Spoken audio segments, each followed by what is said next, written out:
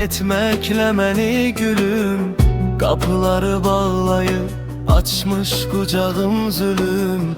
Düşünmüsənmi heç, sənsiz axı neylərəm? Dərdimi hər gecə tənhalığa söylərəm. Məni səndən sonra dərd elə yıxdı ki, sənsizliyin aman dərmanı yoxdur ki. Ürəyim döyünübsə, həvəsim sən imişsən, həyatım, günüm, ömrüm, nəfəsim sən imişsən. Məni səndən sonra dərd elə yıxdı ki, sənsizliyin aman dərmanı yoxdur ki. Ürəyim döyünübsə, həvəsim sən imişsən, həyatım, günüm, ömrüm, nəfəsim sən imişsən.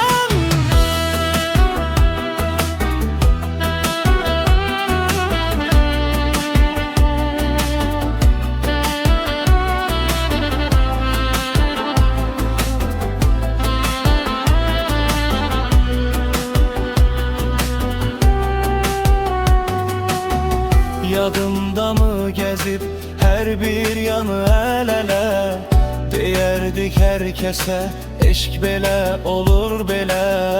Mən indi neyləyim, görsəm o adamları, baxıb gülüb məni hər kəs salacaq ələ.